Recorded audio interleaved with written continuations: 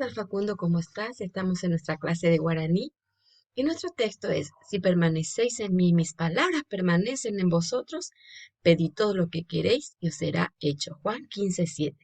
Qué hermoso es saber que si le pedimos algo a Dios y va a ser de bendición para mi vida lo que le pido, Él me va a responder y me va a dar. Ahora comenzamos con nuestra clase y vamos a conocer algunas palabras. Tenemos: Taitú es madriguera. Reikoteme, necesitar. Ñuja, trampa. Poi, soltar. Muchas veces decimos epoi, suelta. Poi, soltar. Entonces, estas cuatro palabras vas a escribir en tu cuaderno y a poner su significado y repasar lo que significa.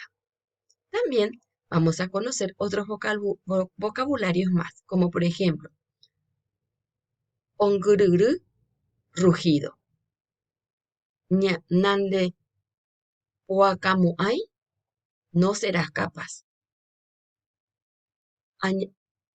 Oñamindu'u, roer o masticar. Saso, libre. Entonces, nuevamente vas a escribir estas palabras y vas a repasar. Ongururu, rugido. Nande Poacamuay, no serás capaz. Oñamindu'u, roer o masticar. Saso, libre. Entonces vas a escribir estas palabras en tu cuaderno y vas a repasar lo que significa. Que el Señor te bendiga y no te olvides lavarte siempre las manos.